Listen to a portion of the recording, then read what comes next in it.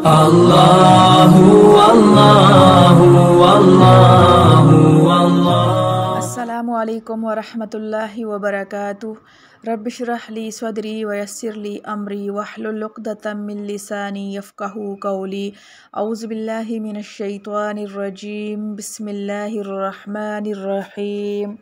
wa Atiullah वर रसूल लअल्लकुम तुरहमून, और हुक्म मानो अल्लाह का और रसूल सल्लल्लाहु अलैहि वसल्लम का ताकि तुम पर रहम हो। वसारिऊ इला मग़फ़िरतिम मिर रब्बिकुम, और दौड़ो बख्शिश की तरफ अपने रब की। व जन्नतिन अर्ज़ुहस समावातु वल अर्ज़ु, और जन्नत की तरफ जिसका अर्ज़ है आसमान और ज़मीन। उइद्दत लिल मुत्तक़ीन, तैयार हुई वास्ते परहेज़गारों के। खुलासा तफसीर, और खुशी से कहा मानो अल्लाह का और उसके रसूल सल्लल्लाहु अलैहि वसल्लम का। उम्मीद है कि तुम रहम किए जाओगे, यानी क़यामत में, और दौड़ो तरफ मग़फ़िरत के जो तुम्हारे परवरदिगार की तरफ से नसीब हो। और दौड़ो तरफ जन्नत के मतलब ये है कि ऐसे नेक काम इख्तियार करो जिससे परवरदिगार तुम्हारी मग़फ़िरत कर दें और तुमको जन्नत अनायत हो। और वो जन्नत ऐसी है जिसकी वुसअत ऐसी तो है ही जैसे सब आसमान और ज़मीन,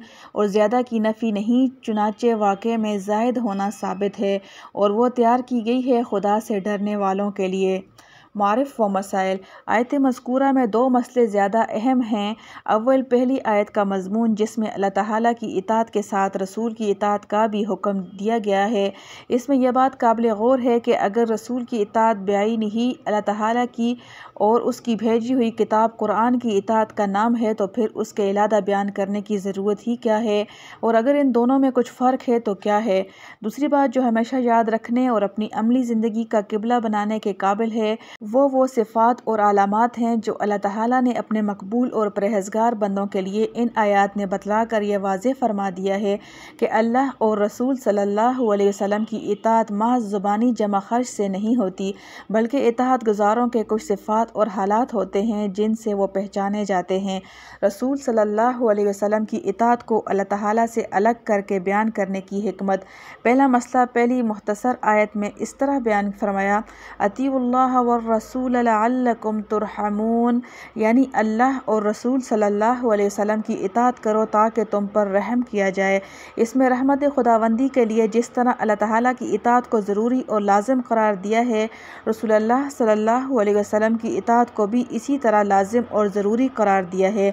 और ये फिर सिर्फ़ इसी आयत में नहीं, पूरे कुरान में बार बार इसका तकरार इसी तरह है कि जहाँ अल्लाह ताला की इताअत का हुक्म होता है वहीं इताअत रसूल सल्लल्लाहु अलैहि वसल्लम का भी ज़िक्र मुस्तक़िलन है। कुरान करीम के ये मुतवातिर और मुसलसल अरशादात एक इंसान को इस्लाम और ईमान के बुनियादी उसूल की तरफ मुतवज्जे कर रहे हैं कि ईमान का पहला जुज़ खुदा ताला के वजूद और उसकी वहदानियत और उसकी बंदगी और उसकी इताअत का इकरार करना है, तो दूसरा जुज़ रसूल की तस्दीक और उसकी इताअत है।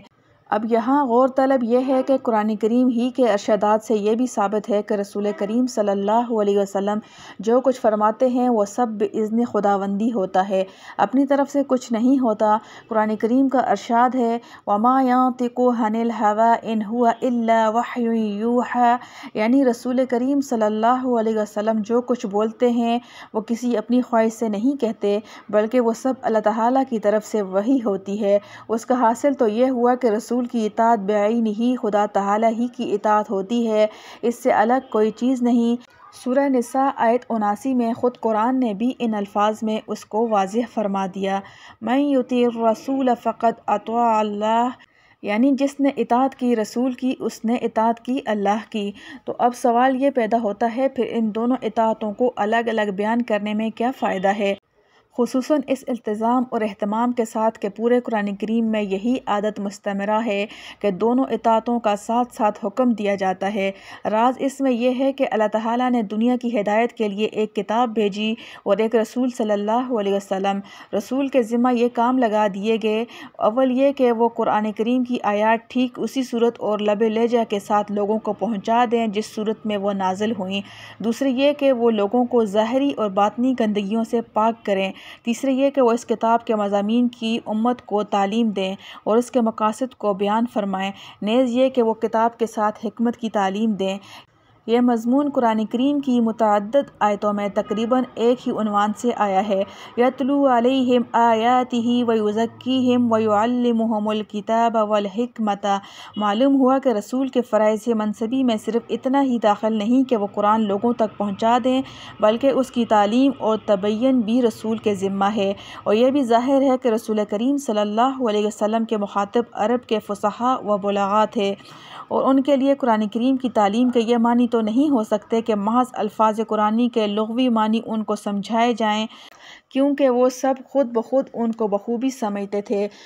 بلکہ اس تعلیم و تبیین کا مقصد صرف یہی تھا۔ اور یہی ہو سکتا ہے کہ قرآن کریم نے ایک حکم مجمل یا مبہم الفاظ میں بیان فرمایا، اس کی تشریح اور تفصیل رسول کریم صلی اللہ علیہ وسلم نے اس وحی کے ذریعے سے لوگوں تک پہنچائی جو قرآن کے الفاظ میں نہیں آئی، بلکہ اللہ تعالیٰ نے آپ صلی اللہ علیہ وسلم کے قلب مبارک میں ڈالی، جس کی طرف آیت قرآن ان ہوا الا وحی یوحی میں اشارہ کیا گیا ہے۔ مثلاً قرآن نے بے شمار مواقع میں صرف اقیموا الصلاۃ وآتوا الزکوٰۃ فرمانے پر اکتفا کیا ہے۔ کہیں نماز کے معاملہ میں قیام، رکوع اور سجدہ کا ذکر بھی آیا تو وہ بھی بالکل مبہم ہے، ان کی کیفیات کا ذکر نہیں۔ رسول کریم صلی اللہ علیہ وسلم کو جبرائیل امین نے خود آ کر اللہ کے حکم سے ان تمام اعمال اور ارکان کی تفصیلی صورت عمل کر کے بتلائی، اور آپ صلی اللہ علیہ وسلم نے اسی طرح قول و عمل کے ذریعہ امت کو پہنچا دیا۔ زکوٰۃ کے مختلف نصاب اور ہر نصاب پر زکوٰۃ کی مقدار کا تعین،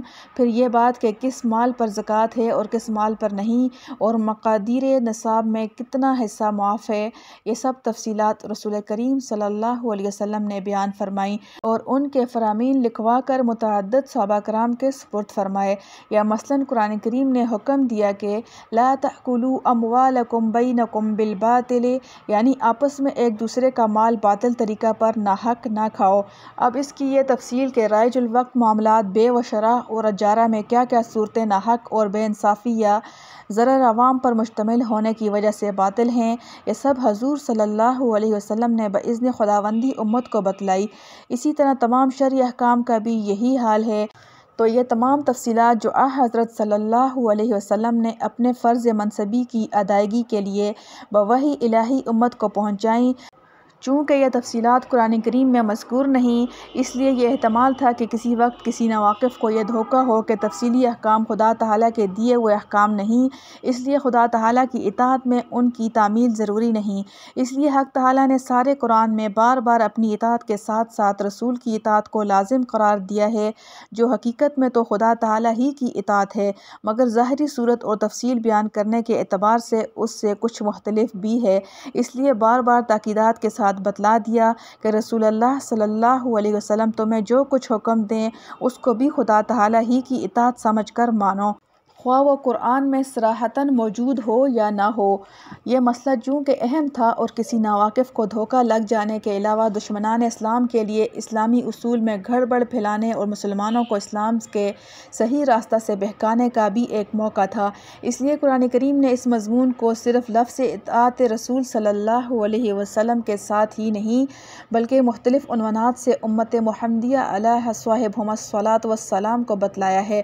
مثلاً آپ صلی اللہ علیہ وسلم کے فرائض میں تعلیم کتاب کے ساتھ تعلیم حکمت کا اضافہ کر کے اس طرف اشارہ کر دیا کہ علاوہ کتاب کے کچھ اور بھی آپ کی تعلیمات میں داخل ہے، اور وہ بھی مسلمانوں کے لیے واجب الاتباع ہے، جس کو لفظ حکمت سے تعبیر فرمایا گیا ہے۔ اور کہیں ارشاد فرمایا کہ لِتُبَيِّنَ لِلنَّاسِ مَا نُزِّلَ إِلَيْهِمْ، یعنی رسول کے بھیجنے کا مقصد یہ ہے کہ لوگوں کے لیے آپ صلی اللہ علیہ وسلم پر نازل شدہ آیات کے مطالب و مقاصد اور تشریحات کو بیان فرمائیں۔ اور کہیں یہ ارشاد ہے کہ مَا آتَاكُمُ الرَّسُولُ فَخُذُوهُ وَمَا نَهَاكُمْ عَنْهُ فَانْتَهُوا، یعنی رسول تم کو جو کچھ دیں وہ لے لو اور جس سے روکیں اس سے باز آ جاؤ۔ یہ سب انتظام اس کا کیا گیا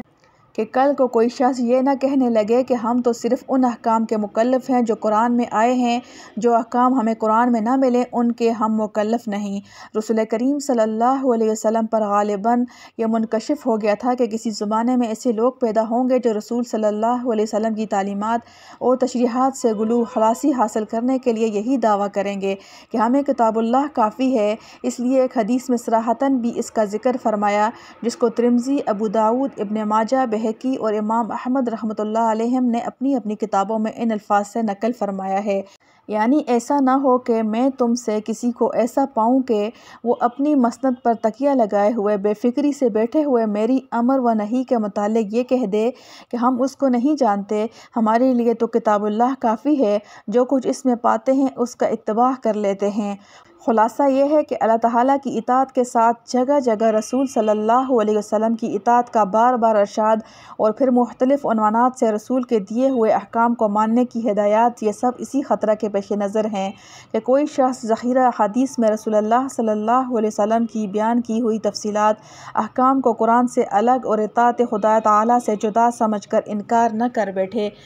کہ وہ در حقیقت الگ نہیں، گفتہ او گفتہ اللہ بود، گرچہ از حلقوم عبداللہ بود۔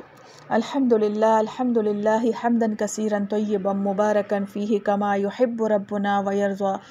ربنا لا تزغ قلوبنا بعد إذ هديتنا